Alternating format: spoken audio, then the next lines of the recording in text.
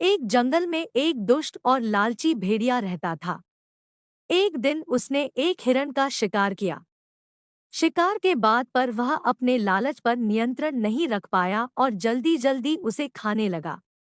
इस जल्दीबाजी में एक हड्डी उसके गले में अटक गई।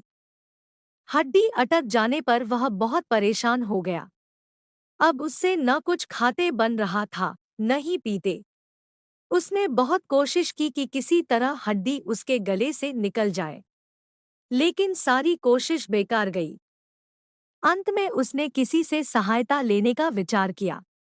वह सोचने लगा, ऐसा कौन है जो मेरे गले से हड्डी का टुकड़ा निकाल सकता है? कुछ देर सोचने पर उसे सारस का ध्यान आया। सारस की लंबी गर्दन और चोंच थी। वह उसके मुंह में अपनी चोंच घुसाकर आसानी से हड्डी निकाल सकता था।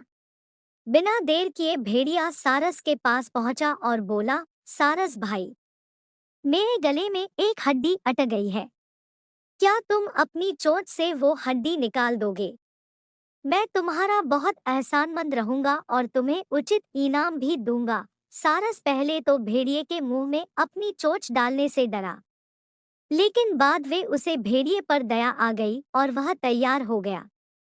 भेड़िया मुंह खोलकर खड़ा हो गया और सारस ने उसमें अपनी चोंच डाल दी, लेकिन उसकी चोंच हड्डी तक नहीं पहुंच पाई। तब उसे अपनी आधी गर्दन भी भेड़िए के मुंह में घुसानी पड़ी।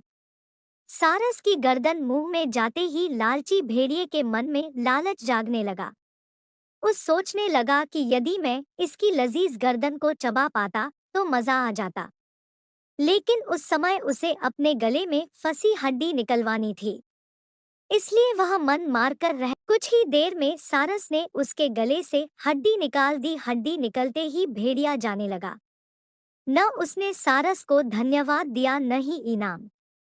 सारस ने उसे रोककर कहा, मेरा इनाम कहाँ है? तुमने कहा था कि तुम इस काम के बदले मुझे इनाम दोगे। भेड़िया बोला, एक भेड़िए के मुंह में अपनी गर्दन डालकर भी तुम सही सलामत हो। क्या यह तुम्हारा इनाम नहीं है? इतना कहकर भेड़िया चला गया और सारस मुंह लटका कर खड़ा रह गया।